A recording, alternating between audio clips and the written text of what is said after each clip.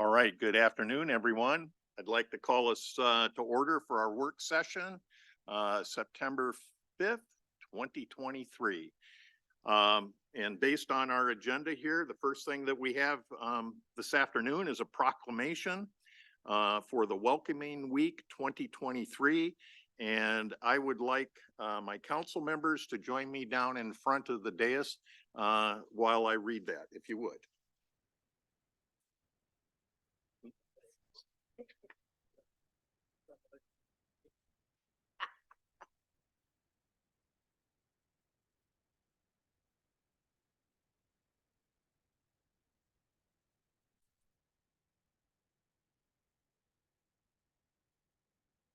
Amber, you arrange this however you would like. Okay. All right.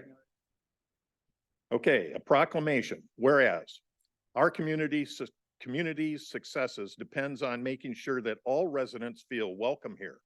Today, new residents are a vital part of our community, bringing fresh perspectives and new ideas, starting businesses and contributing to a vibrant diversity that we all value.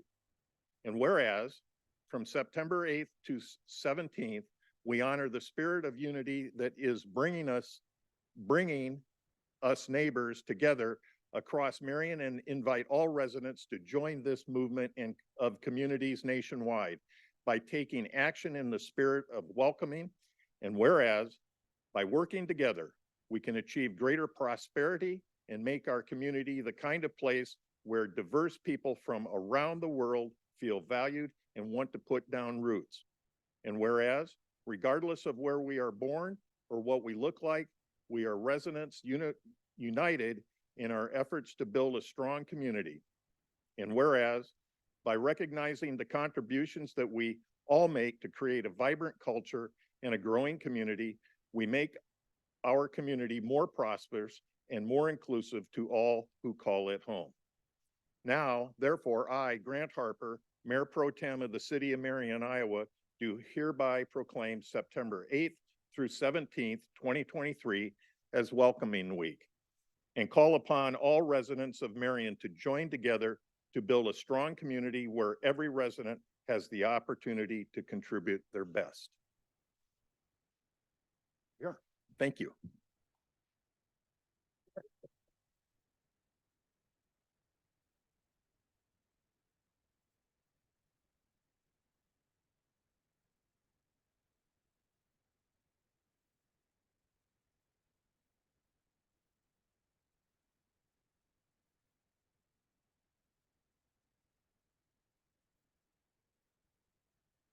Okay, first on the formal portion of this is a presentation regarding the neighborhood transport services. And Kesha, I think you're the lead on this. Thank you.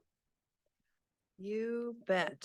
I am, and I'd like to introduce David Karpik. He's with Horizons, which is our neighborhood transportation services provider. So David's going to give us a better understanding of what neighborhood transportation services is in Marion and the metro area. So David, take it away. Thanks, Kesha. Thanks. Well, good afternoon. Hello. And thank you for some time, chance to explain what we do and all of that. And thank you for your partnership over many, many years. I hope that what I'm going to share here is news to at least one or two of you, maybe, because I'm sure you've heard some of these presentations before. But I'd like to take just a couple minutes and explain kind of our philosophy and our approach to, what we're trying to do and the problems we're trying to solve in the community. And I'll advance it. So kind of a quick background first. Our history is NTS started, Neighborhood Transportation Service, NTS started back in 1995 as really a grassroots community development, a community organization, Wellington Heights. The residents there were struggling getting transportation to work in and out of their community. Taxis wouldn't go into the neighborhood. There wasn't after public transportation hours, there was no public transportation available. And so out of the community, this idea developed, and started with a couple vehicles and has expanded now to a geographic coverage of Cedar Rapids, Hiawatha, and Marion. And so we serve those three communities. And our reason for being is to eliminate transportation as a barrier to employment.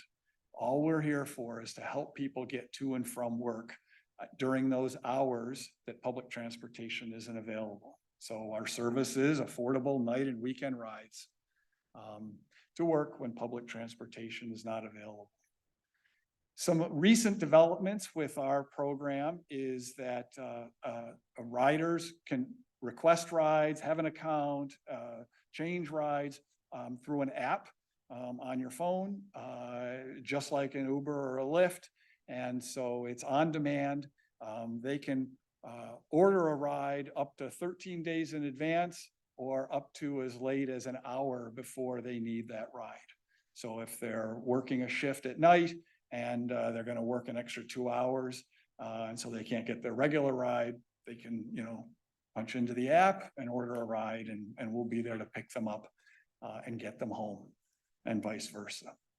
So this app has really kind of created great additional functionality for our users. It's really helped us expand our rider base, and it gets them from the exact work location to their exact home address and back and forth. So it's seamless and really very convenient for the rider. And all of this is for the wonderfully low cost of a $6 any distance fare, one-way ride. From a impact standpoint, so our goal is to eliminate transportation as a barrier. What we've done in the last 12 months is delivered 24,000 rides for people to or from work across that 3-city geography. That's serving about 700 riders, almost 700 riders, who use us on average 35 times a year to get to work or from work.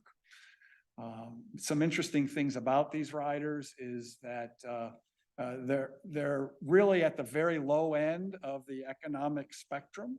Average income for our riders is $24,000 and change, and they are desperately seeking to get more hours and what they're doing to do that, more hours and higher pay rates. And so what they're doing is they're signing up for second shifts and third shifts, and where you get the shift premium. And so we're really kind of helping those people start their path to financial security. And probably the most gratifying piece of, we do these surveys with our riders, piece of impact that we hear back from them is 96% of them tell them that because of NTS, they are able to earn more money. So you're going from 24 and change to maybe it's 26, maybe it's 30, but that's really our whole role, is to help people start climbing up the economic ladder. Now, just a little bit more background on our schedule. I'll show this kind of graphically.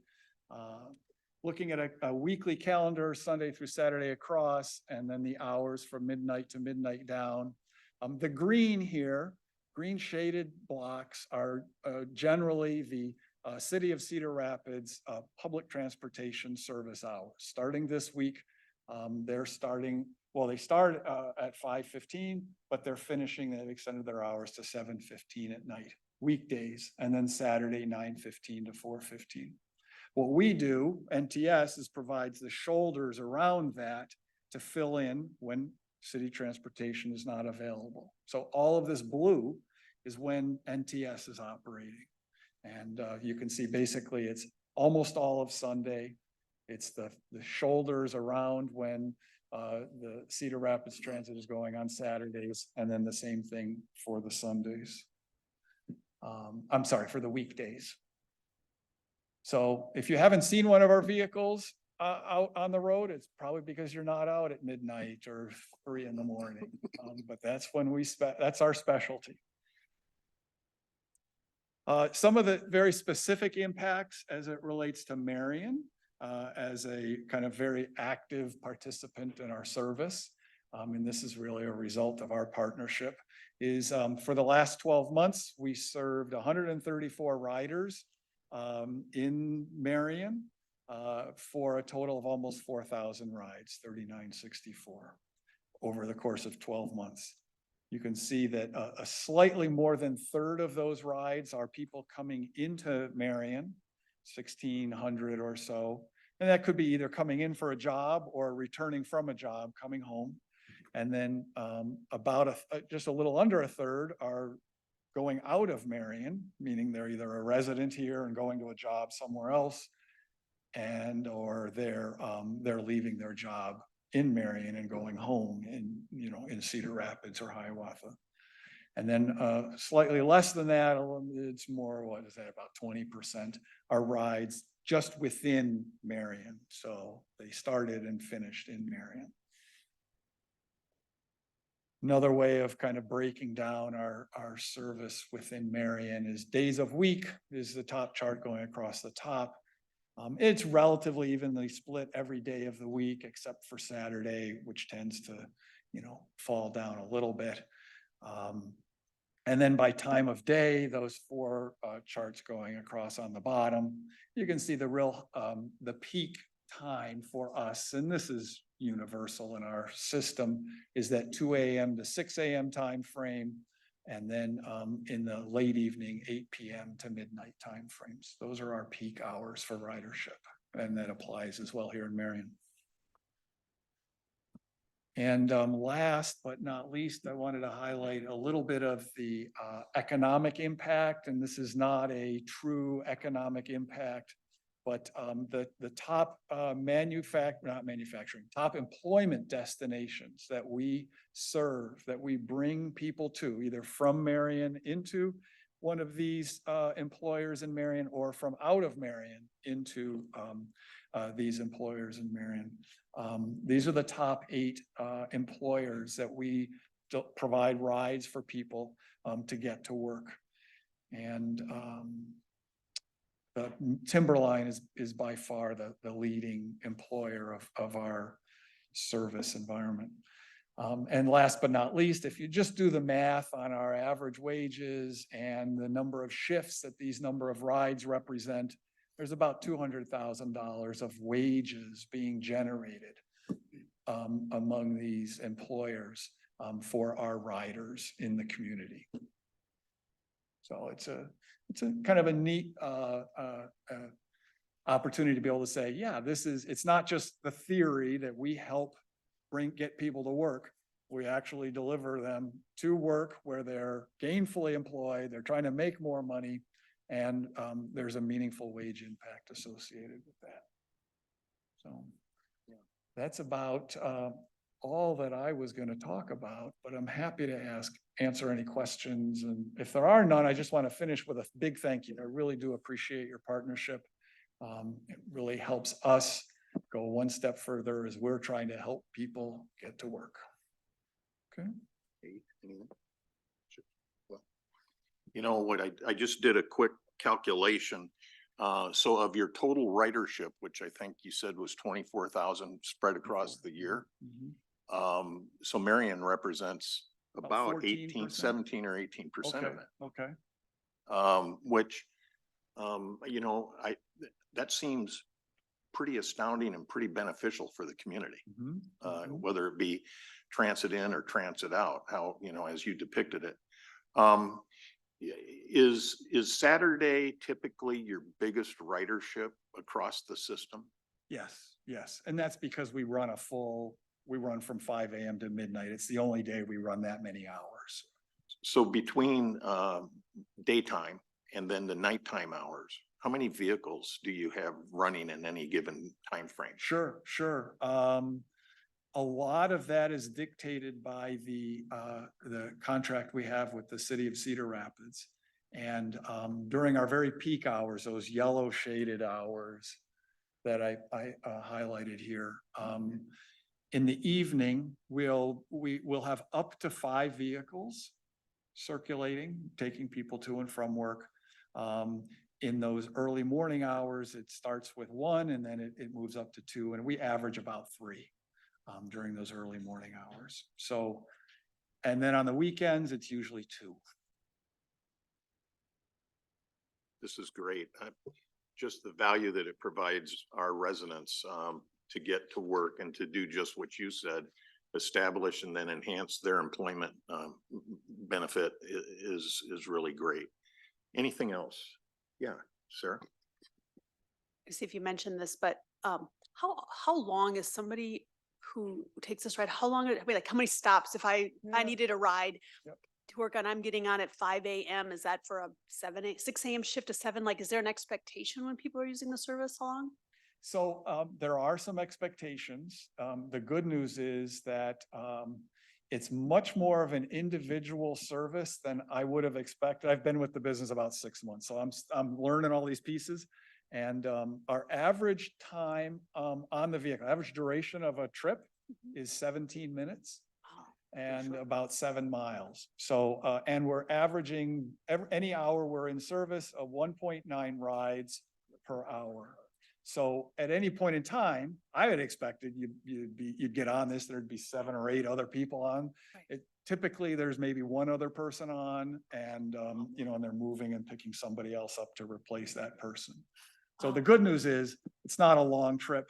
Now, obviously, if somebody's going from here down to, you know, the airport, that's going to be a longer trip, but on average, they're 17 minutes. Wow, Pretty good. that's impressive. Yeah. So the fare is fixed at $6 a trip, $6 anytime. independent anywhere. of distance. Yes, that's, you know, and that's what helps make it affordable. Now, it doesn't cover our costs. That's, you know, the whole point of, you know, the issue that we're in. But yes, we try to make it an affordable fare. And we have research back from our riders that they find that $6 is very kind of manageable for them. But I just have an issue with, you know, charging somebody an hour's worth of wages to get to work. And it's just like, so they're already chewing off, you know, for the trip back and forth, 2 of their 8 hours. Come on, you know, how are you going to get ahead doing that? Good service. Yeah. Well, thank you very much. Thank you. Appreciate it. And I think the community certainly appreciates the effort that you're making on this. Thank you. Thanks very much. Thank you, Kesha. Okay, next up is a presentation regarding the compensation study, final report by Baker Tilly and Lucas. Welcome you introducing our guests. Hello, good afternoon. We are finally here where we're presenting the final report. Here I have Lexi Skolton and Sarah Town. They have been our partners throughout this last year working in the comp study. So with that, this arrow changes it. So. Good afternoon, everyone, and thank you for the opportunity for us to present our final results to you. I know we've been presented to you a couple of times, but we're happy to be here, and it's been a pleasure to work with all of you as well as your staff. So I'm going to just briefly give the timeline of this project, talk a high-level overview of the project, the results. We'll talk about recommendations coming from Baker Tilly as well as the city, and then we'll talk about next steps.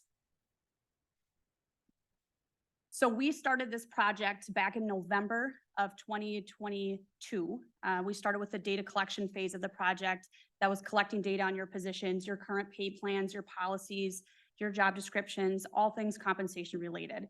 Then we, in December into March, we moved into position review. So looking internally at your positions as well as market assessment, that's looking externally. So at your peer organizations, at what their positions are at. During that time, we also drafted the police pay plan, and that was presented in January of this year. From March till July, we worked through pay plan development as well as calculating implementation, so how much it would cost the city to implement these adjusted pay plans. And now to August, here's where we are now at project completion, our final phase of the project. So our project consisted of those 5 main phases: data collection, market assessment, position review, pay plan development, and again, project completion, which is where we are at now, which is the teal box. Through the market assessment phase, this is again, looking outside of the city of Marion, looking at your peer organizations.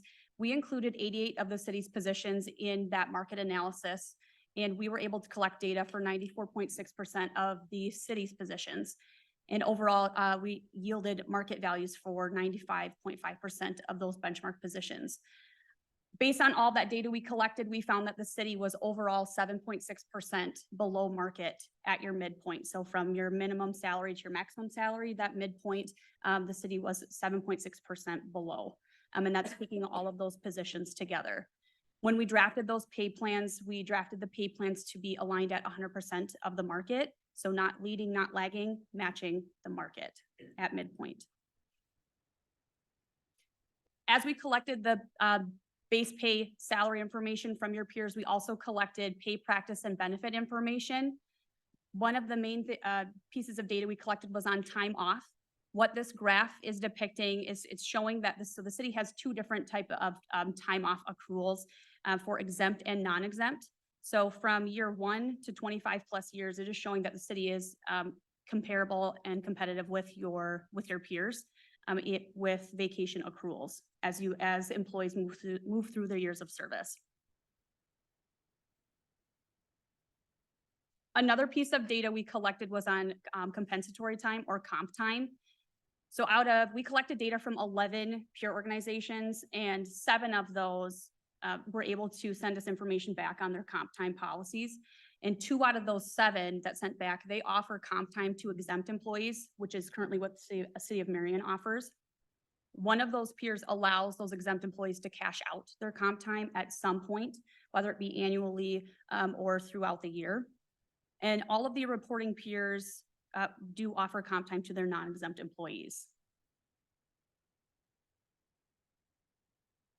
So this graph is talking about or shows health benefits. So this is the percentage covered by the employer or the city or county or whoever the peer was that we collected data from. The boxes in the coral colors show what the city currently covers, the percentage of the premiums. So overall, the city is comparable to your peers. The only one that was different than your peers was your vision, where some of the peers do cover majority of the cost of vision, where the city does not. But you'll see for medical and dental, the city is very competitive in comparison to the peers.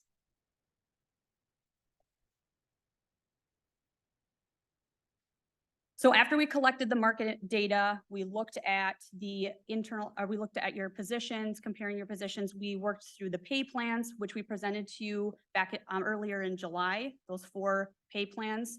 We had the general pay plan, and we had the 3 union pay plans, excuse me. So there were 4 total. So then we looked at those pay plans and we calculated implementation scenarios. So how much would it cost to implement these new pay plans? For the general pay plan, which was an open pay plan, if you remember, it was you have a minimum and a maximum. There were no steps. It's open range. We calculated 3 options for those implementation scenarios. Option 1 is employees move to the minimum if their existing salary is below their new range, and all other employees would retain their existing salary within that range. Option 2 is with option 1, so employees move to minimum, or they receive a 2% adjustment, whichever of that is greater. So no employee would receive less than a 2% adjustment.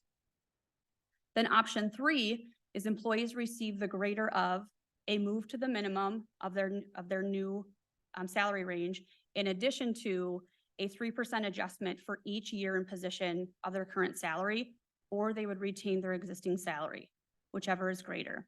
This helps with compression issues.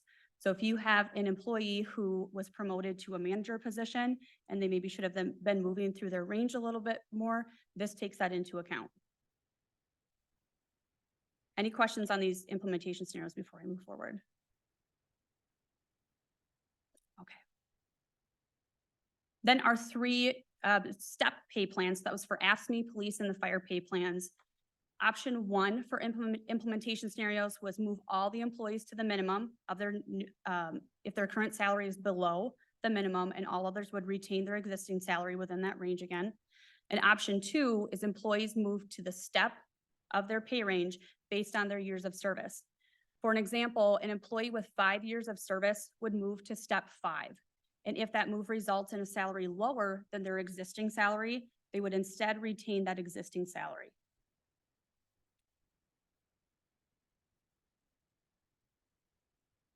So since we've collected all this data, we have developed these pay plans, we've calculated implementation scenarios.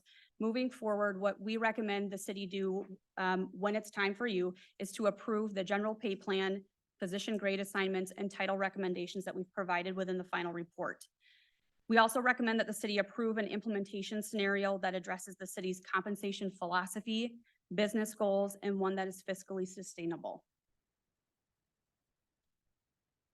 Also, we recommend continuing efforts like this to maintain your classification and compensation system. That includes routinely reviewing your positions, your job descriptions, market conditions, adjusting your pay structures and salaries annually to keep pace with the market, as well as adopting general increases annually to reward employees and ensure advancement through their assigned pay ranges. So what happens next is we provide you with the final report, and that includes the benefits comparison report. It also includes our methodology, all of the data and information that we have collected and put together. And then we will also provide training to the city's HR staff that will be responsible for administering and maintaining this new class and comp system moving forward. Additional items delivered would be pay policy review and recommendations. You have these pay plans, you need the instruction manual to maintain them moving forward. And I'm going to turn over to Lucas. Yeah, so I wanted to step in and kind of give more background to the recommendation. So really our recommendation is to go with option 2, and that is where employees see that 2% or move to minimum. The reason being, this does impact the majority of employees, but also we do recommend also going with option 3. There were some individuals that were earmarked as way out of market. And then, so this helps address not only our compression issues, but this also helps impact a lot more of our employees by taking this route. By taking this route, this does cost us around just shy of $450,000. And that is within budget. And when we talk about the budget, that also does include the savings from the HR director position and then the community development director position. So that is included in here as well. These changes would be made effective October 1. So after all the recommendation, we do see a net total of $466 shy of what was actually budgeted. And then I wanted to kind of address the pay policies and how we are recommending we move forward. So in order to help implement the comp study, we wanted to update our pay policies to reflect these transitions or reclassifications appropriately. And then we plan to do more research for our pay policies long-term. For example, our performance management. We know we need to take a look at the employee evaluations timing. How are we going to apply that to the new compensation system? Taking a look at comp time and what our interim practices are. So taking a look at more of those long-term policies and have those effective January 1, 2024. The pay policies too will be included in the handbook update as we talk about that, but I'll be sure to differentiate the two just so we know what's going on. Kind of an overview of the project timeline. So as you see, we implemented the police pay plan July 23. And currently, we're talking about general non-bargaining and our PACE policies update 1. So we do want to, we do have our ASME and fire contracts that are in effect through June 24. We are going to be entering in contract negotiations sometime soon. And then with that, we are needing more time to analyze part-time employees and implementing them. Reason being, different employees work at different hours and then at different rates. And so just needing to get a little bit better understanding of what we'd be looking at as far as implementation goes on that side of the project. And then I know more to the next steps. Baker Tilly said train the new team. but also researching a maintenance agreement with Baker Tilly, just to kind of see what our options are as far as, what does year 2 or 3 or 4 look like with our current pay plan. And then doing more research with comp time, making sure we're dotting our i's, crossing our t's. Are there any questions? Will? Okay, Steve. First is a comment. Again, I've been on city council for 6 years now, and we've been talking about compensation and compensation studies, what in the heck we're gonna do with it. We knew it was broken. We knew that it needed to have improvements. Again, from my standpoint, I'd have to say what we have finally done is something that has been very comprehensive, something that is sensible, and certainly done in a manner in which I have been accustomed to doing at the organization I was with for many years in the private sector. So I think the approach was very good, very sound. The recommendations make sense to me. I just want to make sure I'm clear on one area, though. We know there's some cost savings in salaries due to unfilled positions. So am I clear that what you're saying is if we incorporate option 3, then those dollars will be used up in that recommendation of option 3? Is that correct? No, so those position savings have been allocated to help with implementing Yeah. Yeah. Yeah, that's, yeah, for option 2 and right. 3. That's, okay. I thought I Yeah. was saying the same thing. So my understanding is what you just clarified as Okay. well, maybe in different different words. So yeah, I want to make sure I understood that. That makes sense. At least it does not have a budgetary impact. So I understand that. So anyway, I think there's a lot of catch up to do. We're getting the city back to market conditions. And to me, again, thank you for all the work that everybody's had in this, because it's long overdue and seems very sound to me as well. Thank you. Will? So to piggyback on that, those 2 positions, the community development and HR director, they're not planned to be filled in the near future at all, correct? Correct. Okay, so it's not taking from it this year, but the next year having to fill those, okay. Correct. One of the things that is important about this system is that HR, Lucas and Lisa and HR, Baker Tilly has established the training mechanism. So we've already got a couple positions that he's going to use as his first go around as we implement this, to make sure that if we do get to a point where we need to reintroduce those positions, he's got the tools to go ahead and evaluate it and make sure that it's done and it fits within the system. Sarah. So on the salary piece, I think we discussed that and you're comfortable in the budget impact and that fits and that timeline of implementation. On the comp time, insurance and everything else, that is to be determined yet? That's like step 2? Or that is? Yeah, we started preliminary research. So it's just a matter of making sure we're looking at it from all aspects. We want to address it effectively. That has I'll jump in. With respect to the health insurance, our committee, we've got an employee committee that's been working with our insurance broker, HR. They've got a recommendation that's going to be coming to council next set of meetings. So September 19th, 21st. And that is part of the traditional PPO renewal, but then also adding in a high deductible component as well. So that work is being done, and you'll get it the next round of council meetings.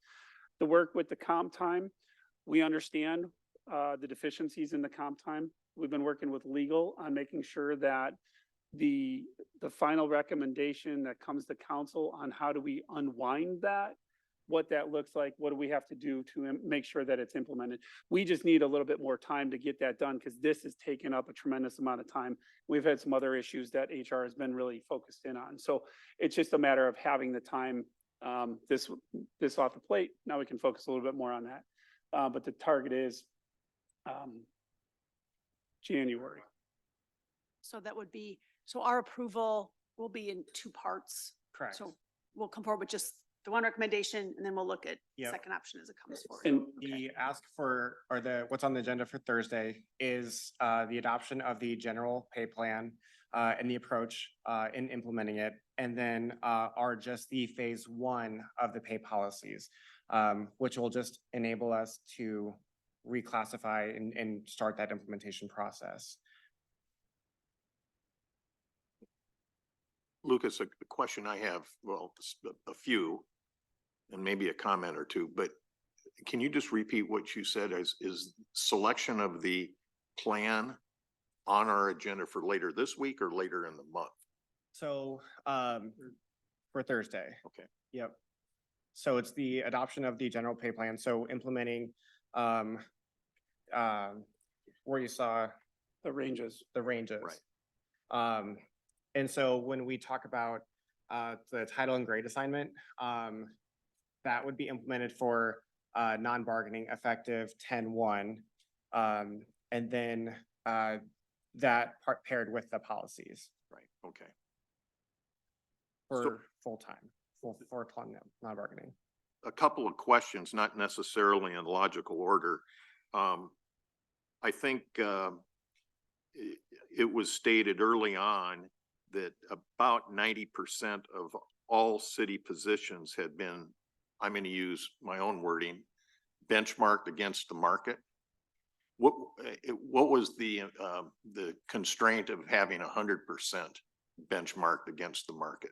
Yeah, so when we look at doing a market survey, it's not necessary to put 100% of all positions in. One is competitive pricing of the proposal that we put together.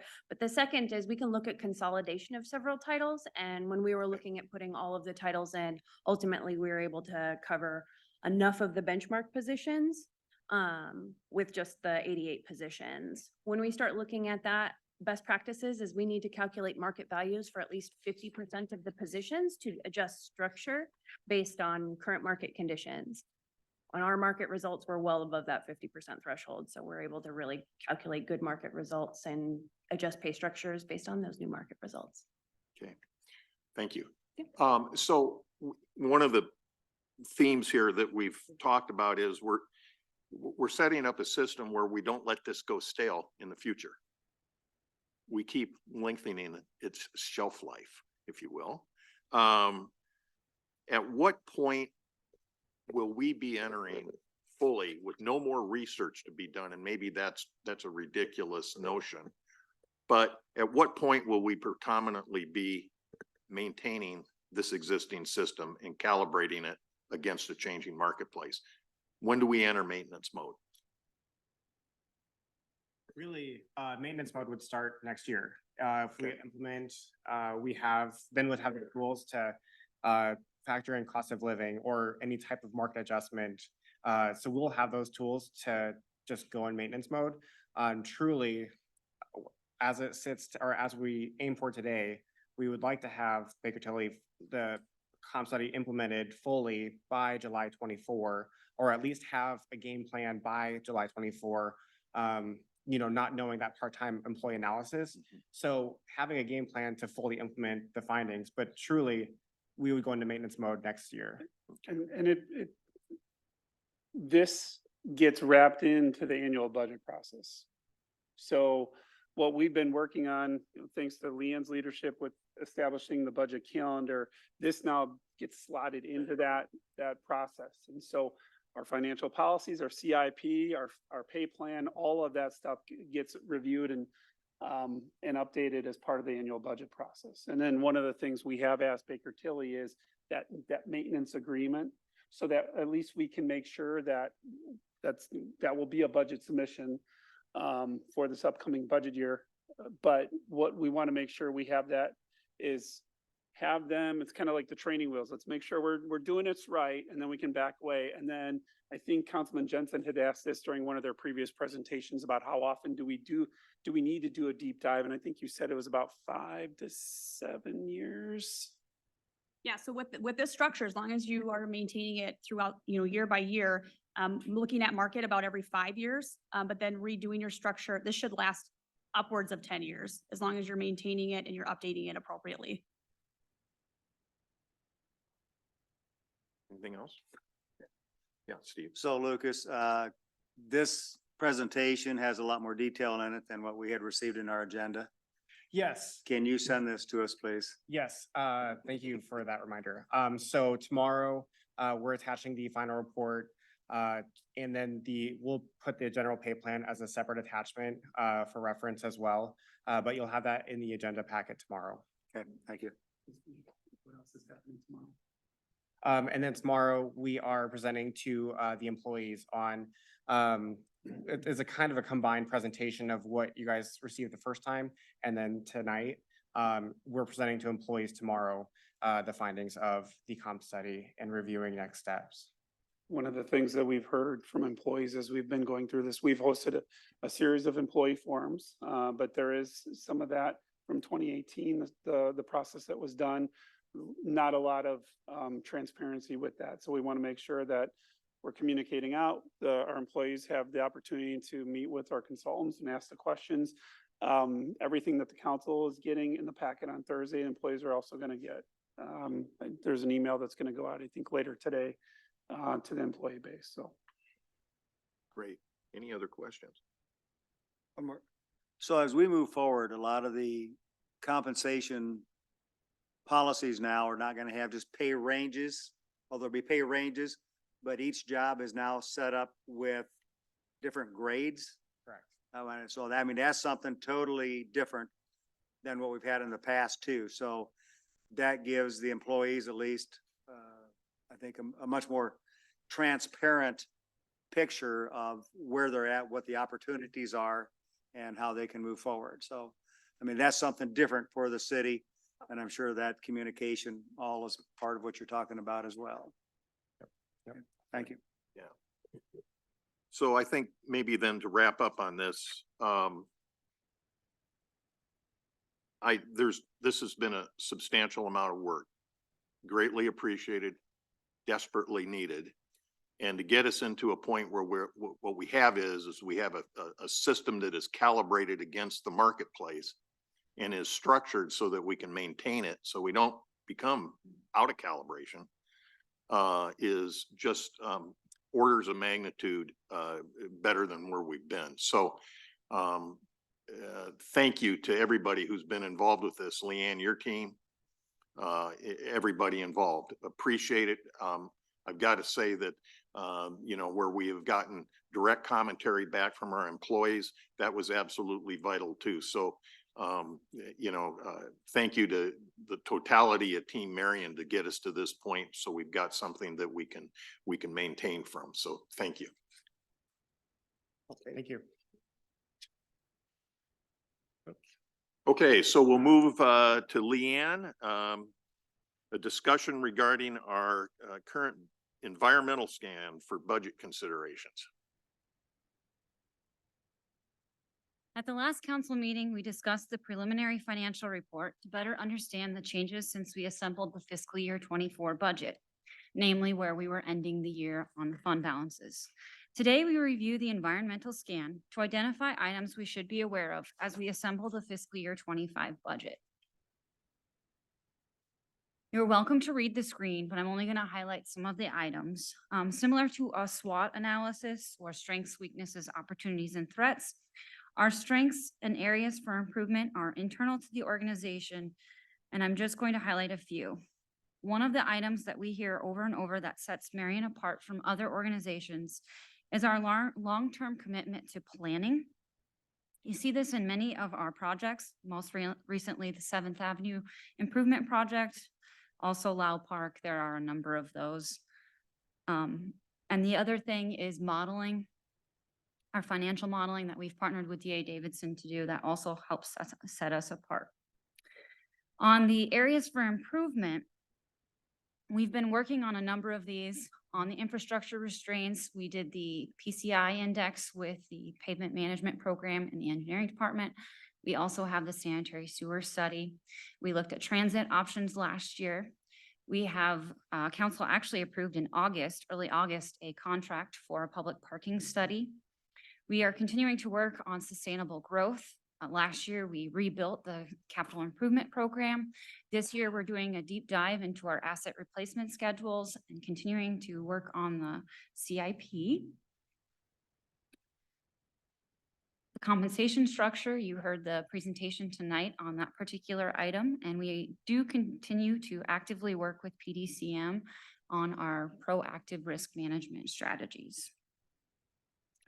The opportunities and challenges are external to the organization, but are items to be aware of, and we do our best to control the impacts.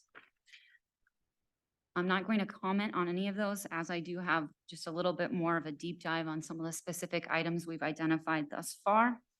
Property tax, we do know we have a new limitation that we have to take into account. On the flip side, this is our first full year of the electric gas franchise fee at 5%. That was an increase from 4% previously. We continue to review and refine our fee schedule. In the use of money and property section, we have heard from our money manager that interest rates are stabilizing, and we are expecting them to maintain where they're at right now with a possible one more rate hike.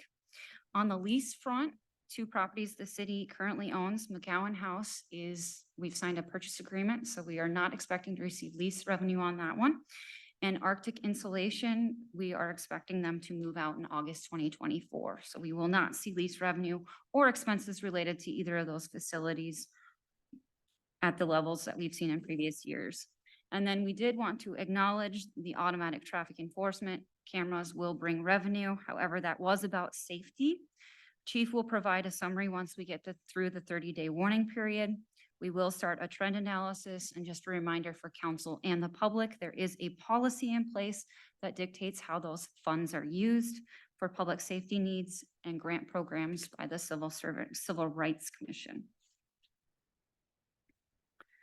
Looking at the other side, the expense side, just heard about the compensation study.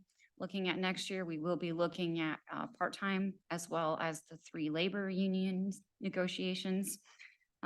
There are several retirements that come with payouts that we've been seeing in this year, and will continue into next year. Health insurance, as already noted, we're looking at the high deductible health plan and other plan design options. On the maintenance and utilities front, as we continue to implement our capital improvement program, we do see increased costs with some of those projects on the operating side. So the public service facility, we do expect to be in fully completed, and the operating costs to maintain that. The Central Plaza and also the mobile library, that was just 3. There are a number of CIP projects. On the contractual services side, and speaking with our insurance broker on general property and liability, we can expect property to continue that 20 to 25% increase. On the liability side, I think that's sticking around 5 to 9% increase. Workers' compensation has continued to decrease. I attribute that to COVID, people working from home, that new trend. Pre-employment screenings is something, one of the directives HR has been working on. So we will be implementing that. And the community development software will come with an increased maintenance cost. And then debt service, as I already mentioned, interest rates are up. Any questions or comments on anything I've stated so far? Nope. Then just as a reminder, this is a continuation of the series. You will see us back on October 17th to talk about the capital improvement program. Thank you, Leanne. Questions? Well, kind of with the theme of the prior presentation, an established structure to examine our finances and to stay ahead of it is a great thing. So thank you, Leanne. Thank you. Okay. All right. Okay, to Chief Kitzmiller regarding overview of utility terrain vehicle use in the city. Yes, sir. At the risk of ruining our 1,000 batting average for the last 2 presentations, I'll go with this. I know the last 2 were pretty good, but this is just a 6-month review. The council approved using UTVs in the city limits back in August of 2022. This is the second time we brought the review forth. Over the last 6 months, we've only had 2 calls about UTVs. One was actually an ATV being operated recklessly. The other one was a loud UTV. The officers were unable to locate either one of those when we got out there. I think the purpose of the reviews was to let you guys know what we're seeing and what we're dealing with, to see if you wanted to modify the ordinance, revoke it, keep it, whatever the council decides. If you're looking for a staff recommendation, we haven't seen anything that's caused us concern that would warrant any kind of changes, but certainly that's up to you. Any comments or questions about this? Yes, Steve? Again, I think that we had a heck of a lot of discussion, several months ago when we were talking about, enacting this ordinance. And to me, it's almost become a non-issue because I don't see that many UTVs around the city. If I see a couple a week, that's probably about it, and they're operating just fine. So I think we gave our citizens another option out there. Once in a while, I still have people come and ask me about golf carts, and I go, as long as I'm on city council, that will never happen. But anyway, that's all it leads to. But to me, it's running just fine. I always thought, I was telling Ryan this afternoon, I always thought when we enacted this, that there was going to be at least one time where they were going to have a big group of them come into town, like on a poker run or something else like that. And I don't think we've had that yet. Maybe this fall, who knows? But anyway, I think it's operating just fine. Anything else? Will? It seems recently I've had a few people, when I talk about the UTVs, they think that also golf carts are included in that. Have you had any issues with people driving golf carts around town thinking that they were allowed now? We occasionally get people that drive them. I don't think anybody's confused that they are legal. Okay. They just do it, and we spin them around and turn them back home. Sure. And then the ATVs, of course, is the same thing. We don't allow those either. Right. Just curious, like I said, it seems like recently had a few people thought that they were included, but. That may fall into the same category of, remedial training on how to use roundabouts. And I haven't seen a UTV stop in the middle of a roundabout to yield to somebody else. So, anything else regarding UTVs? I think it's ended up operating quite well from my vantage point. So I don't, unless somebody has emergent concerns to the contrary, I think we continue as is and keep monitoring it. Okay, Seth, you're up. Discussion and direction regarding repurposing the depot paver bricks for the Caboose Park project. So we've started the Caboose Park project, and we've met with the committee, and the committee had a recommendation to reutilize the brick pavers that are sitting around the depot. As part of the plaza project, those bricks will be palletized and saved. And so the thought process with our strategic plan and historic preservation was to move those bricks with the project with the Caboose. As you can see in the pictures, the bricks will be utilized at the 2 bookend plaza areas that are located just off of Grantwood Trail. And we are seeking direction for this reutilization. Questions? Okay. Any comments or questions about this? Makes sense. Yeah. Well, I think that's a wonderful idea. Whoever thought of it is genius. Please say it too, Seth. Yeah, it was not.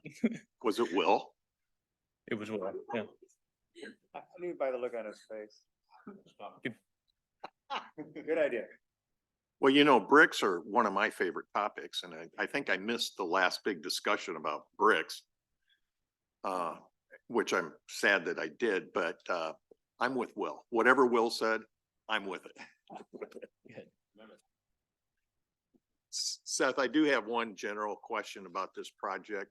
What's the level of interface that we have had with the Legion on this? So we do have a member of the Legion that is on the steering committee. Okay. And so we're working with them as part of this project, and there will be further discussions as we move along with it as far as potential parking within their space there. But again, this is a project that's going to be ideally utilized for a lot of the pedestrians. If anybody's been on the Grantwood Trail, there's so many people that are utilizing it, like walkers, runners, all sorts. Yeah, okay, good, thanks. Anything else? Okay, thank you, Seth. Did you get what you needed out of this? I am. Yep. Okay. All right, you're next for Parks Capital Projects. So this is just a touch base with our parks capital projects.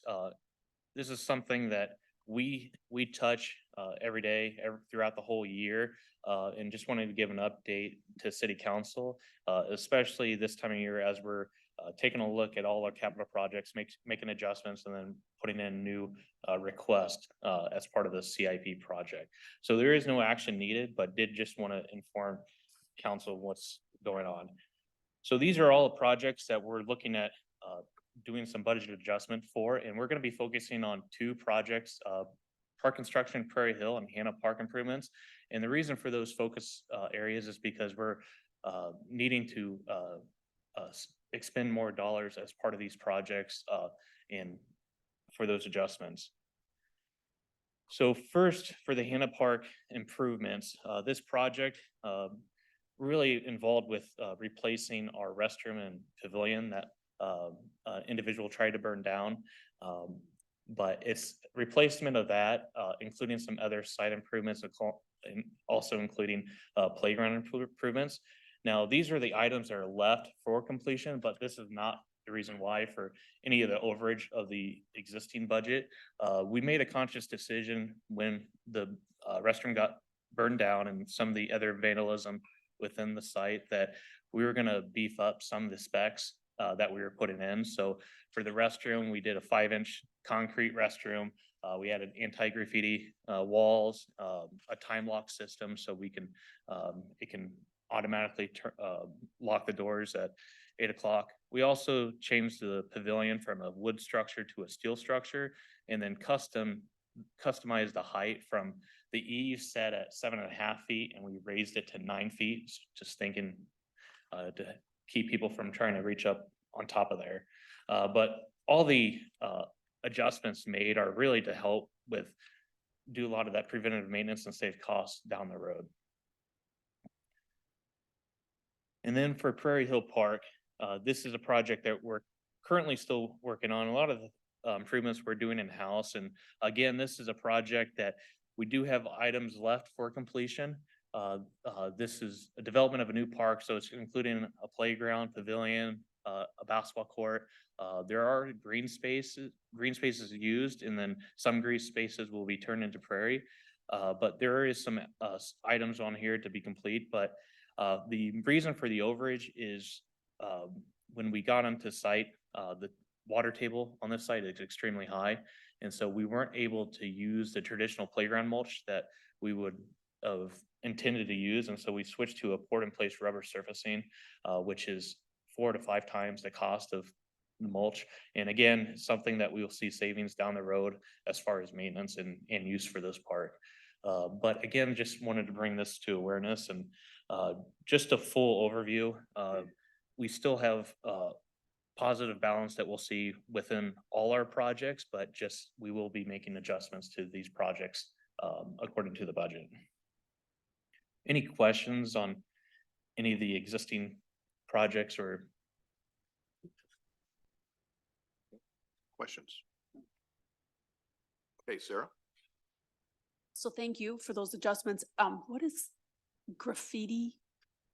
So, Anti-graffiti? okay, yeah, so it's anti-graffiti. So it's about, it's really just like a polyurethane coat that's done on the surfaces. So when people do spray paint, we can just wipe it down rather than have to repaint, which has been a common occurrence in a lot of our tunnels on the trail system.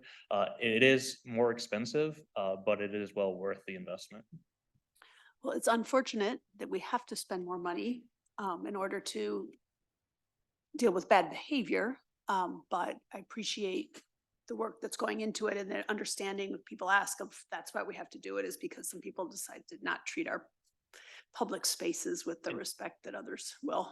And what I will say to that too is, when we activate those spaces, they start policing themselves, we've seen that, I know, uh, Hannah Park has been in the news, lately, but, there has been a huge pickup in, activity with the mini pitch and the basketball courts and pickleball that's down there. And a lot of those people will police themselves, and just activating those spaces with activity gives them a recreation outlet for other things. Appreciate that. Thank you. Anything? Seth, appreciate the work that you all are doing. Especially, the new park space that's being constructed at Prairie Hill. And so keep on keeping on. Thank you. All right, so we move now to the general review of our more detailed agenda for Thursday. I think there's a total of 3 items that are marked. The first of which is C1. Does anybody have any questions or comments about anything prior to C1? I do have one thing, Chief, just so you know. Terrell, I should have alerted you to this, but I didn't, and I apologize. Regarding A6, resolution approving purchase of computers from CDW. If I understood right, my spies told me this is part of our 5-year replacement plan. Yep. And what it also does, the advantage to this then is it gets everybody on a common technology platform in terms of memory and processor capability. Correct. I mean, are those the upshots of that? Yep, we've been working for quite some time to standardize all of our purchases, same manufacturer, get a consistent warranty, upgrading the specs so that computers are more efficient for all the employees. Okay. All right. So that makes a lot of sense from my vantage point. And then will we then maintain a 5-year refresh cycle? Yep. Or is that driven by the technology market? It's generally 5 years. There's some specialized computers, like for engineering, for example, we tend to do those on a 3-year basis, depending on if it's ready for it. Usually it is. Okay. Thanks. I just thought it would be worth benchmarking those reasons for that item. Anybody have anything else prior to C1? Okay, back to Chief.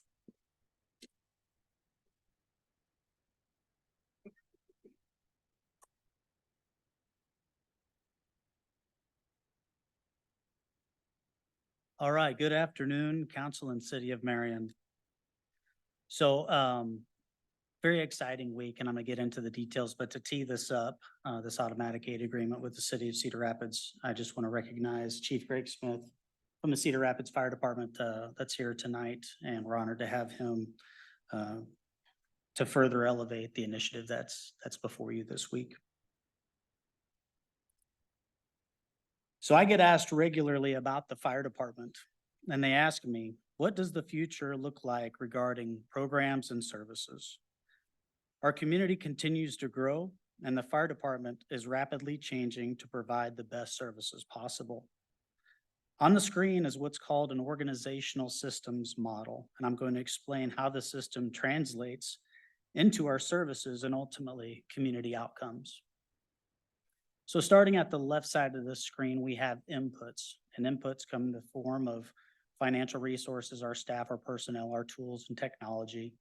And those inputs come from the City of Marion and Marion Township, and those come into the Maltese cross symbol that you're seeing on the screen, which represents our organization. And that's our mission, that we are mission focused, the scope and level of services that we're providing as a part of our organization. The outputs that we put out towards the community in the form of emergency services and non-emergency services, those translate into community outcomes, which is our goal. We want to decrease property loss. We want to decrease insurance costs. We want to increase the lives that are saved, and we want to increase the quality of life for our community. External factors or the environment around the Maltese Cross, as you're seeing there in the environment, opportunities and threats, impact how the department evolves its scope and level of service to provide optimal community outcomes. As the community environment evolves around the organization, the department will continue to evolve with it, ensuring our programs provide the highest quality services possible to Marion residents and businesses. Details and developments tied to that evolution are very exciting, and they will be brought back to council in the future on an ongoing basis as we continue to evolve. We're going to touch on a little bit tonight, but I am going to leave you wanting more. This week is another historic benchmark for the city of Marion with an opportunity to bolster fire department emergency services with an automatic aid agreement. Automatic aid in the fire service is a quality practice across the country and elevates emergency services through the sharing of resources when critically needed. This agreement provides the authority for shared resources between the Marion and Cedar Rapids Fire Departments for higher quality emergency services through faster response times and resources more closely aligning with quality practice standards such as NFPA 1710. An additional benefit of an automatic aid agreement is an influence on insurance premiums for both Marion and Cedar Rapids residents and businesses. The Insurance Service Office, or ISO, evaluates fire departments and their supporting functions, such as water hydrant systems and dispatch centers, to determine an insurance rating. This agreement will provide additional points towards that rating and potentially improve the ISO score, resulting in decreased property insurance costs for our stakeholders. Communities across the country strive to build automation with their partners for emergency services, but can't execute for a myriad of reasons. This opportunity comes through building relationships and a partnership, and we're proud to be a partner with the City of Cedar Rapids Fire Department. Now, the execution of this agreement doesn't wave the magic wand to make the program fully operational, but it is the pivotal first step. Both command teams from Marion and Cedar Rapids will be meeting with the emergency communication centers to further optimize and update the deployment of our resources. The goal is to have automatic deployment by the end of the fall. As you've heard in this presentation, fire department scope and level of services is a priority as we evolve for the future. An additional focus from our strategic plan is enhancing firefighter health and wellness. We'll be developing programming around these goals as identified in the strategic plan, and will continue to provide updates as they develop in the future. Thank you, and do you have any questions?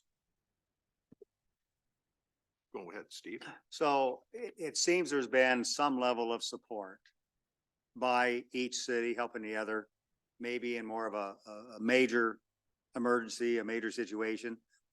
So this seems to go a little bit further than that, seems to make it a little more intentional, maybe a little more planned in advance. So this makes sense, but why hasn't it been done before now? I can't speak to why. I can speak to the difference between mutual aid and automatic aid. We have had mutual aid in place right. with Cedar Rapids. Mutual aid occurs with a request, and so there's an additional step before the deployment of those resources. Automatic aid is a planned deployment design to where we have a formal agreement, a formal response plan between both agencies, and a standing agreement that when X happens, Y happens. Ultimately, the ultimate build out of this through perfect technology and perfect systems is closest unit response, to where you're always going to get the fastest unit. If there's a Marion unit along the border and there's a call that comes out in Cedar Rapids and Marion's the closest unit, and vice versa, to where each community will always benefit from the closest resource to provide the best service possible. At the end of the day, when somebody is having the worst day of their life, we want them to receive the best services possible. I like that. I like that description.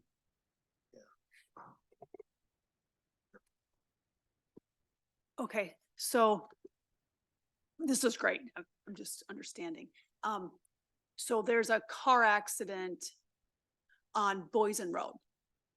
Things kind of get squishy between Cedar Rapids and Marion right there. It's probably close between Station 1 on Tower Terrace for Marion and the Cedar Rapids Fire Station on C Avenue, right? So that becomes it goes out over that there's an accident on Boysen Road at a certain point. It's whoever happens to have an available, not on another call truck that responds to that. If Marion can get there faster, if the C Avenue one is on another call from Cedar Rapids, is that how this works? Or is it with accidents? Is it with accidents or fire, or is it's either one? To Ambulance begin calls? with, it'll be on high-risk event types, so Okay. structure fires, car accidents, maybe where there's extrication or some technical capabilities where we need lots of resources to the scene. Okay. Ultimately, in the future, through some technology improvements, because we do have multiple communication centers involved, and depending on where that 911 call lands, whether that's at MCOM in Marion or at CCOM in Cedar Rapids, or even Lynn County Sheriff's Office with the county 911 center. But ultimately, what we're striving towards from this point forward is optimization for the deployment of resources. This agreement is the first pivotal step to where we're wanting to provide the best services possible, depending on proximity of the closest unit that's available. Nice. Gage. Yeah, first of all, I was really surprised that this hadn't existed before either. And so I just want to say, like, kudos to Marion and Cedar Rapids for coming together to get this done. And I won't ask why this wasn't done before, but more so how this kind of came together at this point, because I think it's just a great, an essential example of, we talk about regional partnerships between our cities, and this is one that I think, like I said, is really essential. So just how did it come to this point? At what point did both departments realize, like, oh, we should get this done? Well, in the past year, I've been trying to reach out to our regional partners and get to know their services that are provided. And not long after starting, I went over to Cedar Rapids and met with Chief Smith, and we talked about some of, regional capabilities. And I've been sponging a lot over the last year, so. I get that. But learning about opportunities that exist, and also vision of our organization and understanding the vision of their organization as well. This is something that, both communities and our responders can benefit from as well. And so we have shared mutual interest in that. And so this is something that Greg and I talked about recently, and it's something we've prioritized and we're going to be moving forward with. And Greg, if you want to speak a little bit to it as well. Yeah, great. I would Thanks again. say, to kind of address the question of, why now versus before, a little bit has to do with technology too. With, Chief mentioned the 3 comm centers that are involved, between the 2 entities, and some of the technological challenges associated with that. So operating on different systems, as he mentioned, we've always had a mutual aid agreement, or at least for many, many years, at least as long as I've been here plus. And it's, that works at the request, and this is more moving to that auto aid. I would say that we're probably, this is the first step, as he mentioned. We still have some technological challenges to overcome between the 2 communication centers. But I think the past has been more associated with, we want to do this, waiting for the technology. And I'd say when Chief came in, he was maybe more of a catalyst to say, let's start putting the steps in place so that when both entities can get the technology, then we just have to take that final step rather than wait for the technology, then figure everything out, would kind of be how I would sum it up. Yeah, definitely. Well, thanks again. I think it's super essential, so I'm glad to see it happening. Will, has Cedar Rapids approved this agreement already? We will, it's been through our legal department, and then I will be taking it to our council. I believe on the 26th will be the next council that I'll be able to get it on the agenda. So we'll be shortly off on the heels of you guys, it looks like. Thanks. Yeah. So Chief Fagan, just one question I had. I did read through the agreement a little bit, and it talked about responsibility for relative costs incurred by each department. As I took it, it's any costs that we incur, we will bear those costs. Any that Cedar Rapids would incur in a response posture, they will bear that cost. That's correct. There is no change in the Right. standards of cover expense tied to the service provision. So if similarly to today, through a mutual aid agreement, when they come over, there is no additional cost at this time, and then vice versa in the future as we go to support Cedar Rapids in their incidents, there wouldn't be additional costs. And then, so in a situation where, let's say, Marion is responding to a medical issue, if the closest response can come from Cedar Rapids for a higher risk event, then essentially then Cedar Rapids would be backfilling that unit that's tied up on a medical. And that arrangement would, if you're talking about the arrangement with area ambulance, Well, but tied up on a medical. yeah, understood, but we're still the first responder for medical, correct? Yes, Yeah, so if a unit that we have is deployed to that response, and then we have a structure fire, Cedar Rapids, that would trigger Cedar Rapids response to a structure fire within Marion? that's correct. Okay, Yes, okay, so what it really just gets down to, high risk event, closest unit, that's correct. okay. Yeah, Pretty the simple. operational plans, those are things that we'll be polishing through our command staff on the deployment Right. to the update of the CAD. And that's really the next step. Yeah, that's almost grant simple. Chief Smith, I want to thank you for your engagement on this. And I think the collaboration between the two departments, that's what makes us better as a total regional community. And so I just thank you for being proactively involved, Chief, your foresight too, to take us down this path. Appreciate it. Okay, yeah, Ryan. There's one other thing if I can, because we have Chief Smith here. But congratulations to Chief Smith and the Cedar Rapids Fire Department. They just got reaccredited through the governing body, so. Whoa, very good. Yay. A month relieved, I was spent Monday and Tuesday in Chicago when we were in front of the commission on Tuesdays, so appreciate it and. Yeah, Ryan, appreciate that. congratulations on that. Thank you. Okay, anything else? Thank you. Great, thank you. Okay, the next item is D2. Anything, any questions on the two items prior to that? Okay, D2, back to Seth. Yes, so this is a replacement for urban forestry truck. This is an item that it will be over budget. We are recommending to go with the McGrath Ford, and that is due to local vendor, trade-in value, and then also the estimated delivery date. Questions?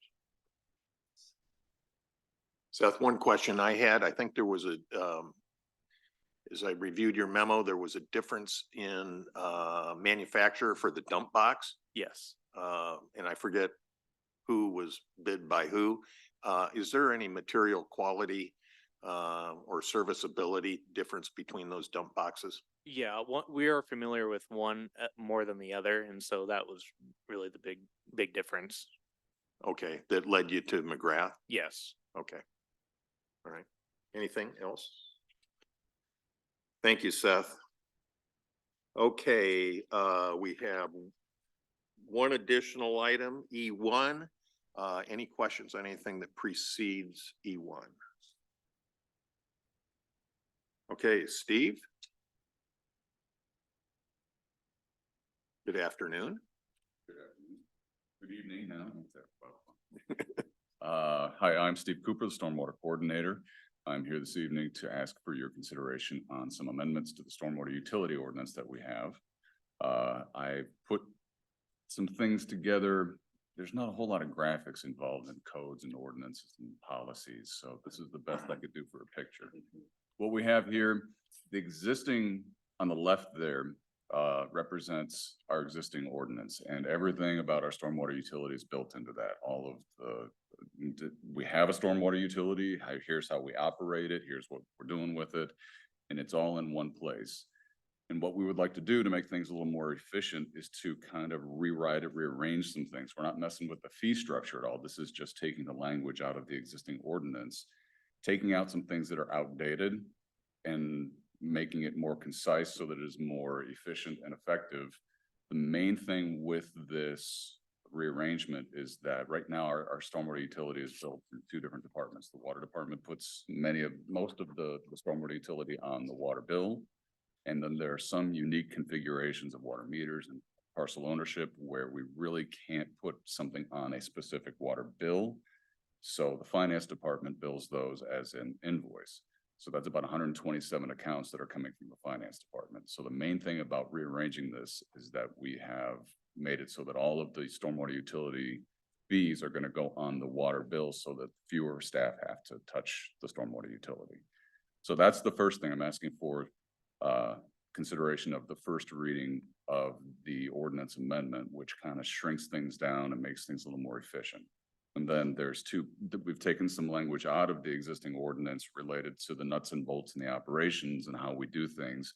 And that will go into a policy called the Stormwater Utility Standard Operating Procedures Policy. And then we have a residential stormwater rebate program right now, which is a rebate for rain barrels, rain gardens, and soil quality restoration. We're taking the language out of the ordinance from that and expanding on it to include pervious pavers, trees, native vegetation, those kind of things, providing more rebates to the residents of Marion. So tonight and Thursday is simply the first reading of the more concise ordinance, and then I'll come back probably next council meeting and talk to you more about the policies and those two documents that we've created from the language that we've taken out of the ordinance. Good. Questions for Steve? Yeah. Just an overall on the rebates, how many people are using the rebates and applying for those rebates? Unfortunately, not enough. Okay. Right now, we allocate $5,000 a year it's a $50 rain barrel rebate, up to $50, up to $350 for soil quality restoration, and up to $400 for the rain garden. Lots of people calling to ask about it, but not a whole lot of people actually taking advantage of it. I would love to run out of that $5,000 and have people putting all kinds of stuff in their yard, but they just don't seem to do it. So this new expanded program is hopefully going to allow people it's going to provide them more money to be able to do it, because that's some of the feedback we've received from residents is that it still costs $2,000 to put a rain garden in our house. So why would I do that if you're only going to cover $400 of it? All right, thanks. 400 is 400. Every little bit helps, Yeah. but we're hoping that it'll just create a little bit more of an incentive. So, restoring or setting the quality of the soil. I forget your exact phrasing for that. Soil quality restoration. Yeah, so what a typical project how would a person think about what that project would mean to them? Would it mean doing top dressing on their yard? Would it mean maybe wholesale replacement of their existing yard? What kind of project fits into that category? I will get into that more when we get to that part or in a couple weeks or Okay. so. Between me and Thomas, our environmental specialist, we will go into the gory details, literally into the weeds of what's going to go on there. But the short answer to your question is aeration, the deep tine plugs, spreading an even coat of compost over that, like that good rich Okay. stuff. Top dressing. And then all of that just kind of combines together and makes your lawn quite a bit more Okay. more rain absorbent, and your yard will look better and be more. Great, okay. Talk all about that when we're talking about the actual nuts and bolts and procedures of that policy. Yeah, well, I happen to know somebody quite well that has that kind of problem. Anyway, Well, send them we have the program. okay, I'll get you on speed dial. All right. Steve, did you have another question? No. Okay. All right, Thank you very much. this is great, thanks. Okay, that brings us to the items that have been denoted for discussion. Are there any questions on any of the agenda items down through F5? Anything? Yeah, Gage? My question is just about, it's kind of F1, F2, and F3, and this might be a new guy question. so bear with me. But I was wondering, is it typical for us to go through and approve the preliminary site development plan and the final site development plan in one meeting? Or I was just kind of wondering what the reason was for that. It's very typical. Okay. If you look at your preliminary site development plan, that's your master plan, phase 1, 2, 3, 4. But sometimes when your phase 1 is the entire project, so we just Sure. put them on the same agenda. They're identical other than the title, because phase 1 is all the phases. Okay. If you had multiple phases, we'd see it over the years. Got it. New guy question. Got it. Yep. And then my follow-up with that, so Habitat for Humanity, this is their 4th Avenue, but are they also, they're doing work on 3rd Avenue too, right? Correct. They're doing 2 homes on 3rd right now, and this will be their 3rd project in that neighborhood. Okay. Got it. Cool. Thank you. Just want to make sure I wasn't getting things mixed up. Okay, good questions. Gage, your new guy status ended after the first 30 days that you were on council. Just want you to know. Good to know. Okay, because that's what Sarah told me. All right. This brings us to a closed session for this afternoon. And Will, I'll entertain your motion for that. Mayor Pro Tem, I make a motion to adjourn to closed session regarding litigations permitted under section 21.5161C of the Code of Iowa. Second. Okay, it's been moved and seconded to adjourn to closed session as stated. May I please have a legal statement, Kara? Thank you, Your Honor. I've reviewed the proposed subject matter for the closed session and find the same to be appropriate under Iowa Code Section 21.51C. Thank you. Okay, Rachel, roll call vote. Mr. Miskman, Yes. Mr. Jensen, Yes. Mr. Harper, Yes. Mr. Brandt, Yes. Ms. Metzer. Yes. Okay, we are adjourned to closed session. Thank you, everyone.